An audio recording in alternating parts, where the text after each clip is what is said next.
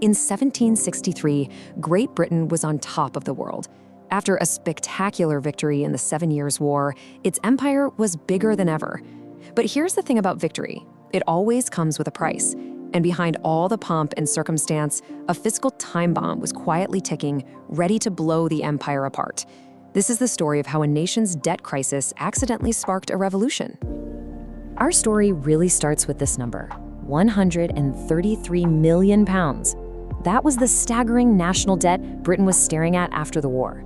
To put that in perspective, the debt had nearly doubled in just a few short years. Now, this wasn't just some accounting issue, it was a full-blown crisis that was about to drive every single political decision for the next decade. You see, Britain had built its empire on this very concept, the fiscal military state. As detailed in analyses like The Fiscal Genesis of Revolution, this was basically a system that allowed the government to borrow unbelievable amounts of money to fund the world's most powerful army and navy. It was the engine of their power. But after the 7 Years' War, that engine was pushed to its absolute limit. The credit had run out, and the bill was due. So Parliament found itself in a real bind. The taxpayers back home in Britain were already stretched thin and in no mood for new taxes. So where was the money going to come from? Well, their eyes turned west, across the Atlantic to the American colonies. After all, from London's point of view, the colonists were the ones who had benefited the most from this very expensive victory over the French. Now, you have to understand, for most of the 18th century, Britain's policy toward the colonies had a name, Salutary Neglect. It was, for all intents and purposes, a hands-off approach.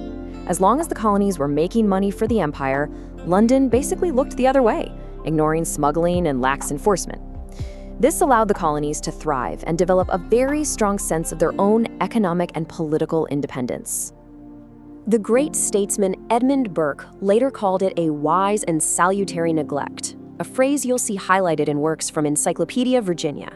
He understood that this freedom was actually a key part of the colony's success. But what happens when that wise neglect comes to a sudden, grinding halt? Decades of autonomy had created a whole different world in America, one that London was about to completely misunderstand. And it did, abruptly. Driven by that massive debt, the new Prime Minister, George Grenville, took over. Grenville wasn't a grand strategist. He was an accountant at heart.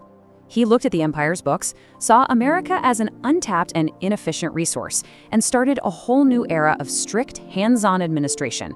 The goal wasn't to guide trade anymore. It was to extract cash. The very first domino to fall was the Sugar Act of 1764. Now, on the surface, it actually lowered the tax on molasses. But here's the catch, it came with incredibly harsh new enforcement rules. Special courts with no juries were set up to crack down on smuggling, which, let's be honest, have been a core part of the colonial economy for generations. This wasn't a warning shot, it was a direct hit to their wallets. And then came the 1-2 punch, the Currency Act of 1764. This law banned the colonies from printing their own paper money.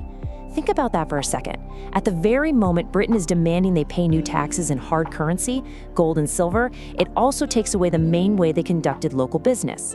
It was a perfect recipe for an economic meltdown.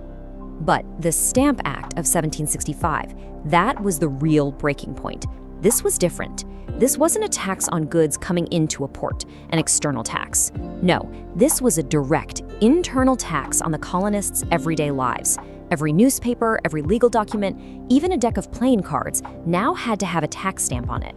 And this tax was being imposed by a parliament 3,000 miles away where they had zero representation. The reaction was just immediate. It was explosive. As the National Park Service documents, colonial newspapers like the New York Gazette didn't just complain about the cost.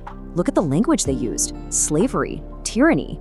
The conversation had completely shifted from pounds and pence to a fight for their fundamental rights as Englishmen. And here's the beautiful irony in all this. By trying to clamp down and control the colonies from London, Britain accidentally did something nobody thought possible. It united them. Suddenly, secret groups like the Sons of Liberty were popping up to fight back. And as we see in timelines from the Continental Congress, something truly historic happened. 9 of the colonies sent delegates to a Stamp Act Congress to plan a unified response. They'd never done anything like that before. And their response wasn't just riots, though there were plenty of those. The Stamp Act Congress issued a formal declaration.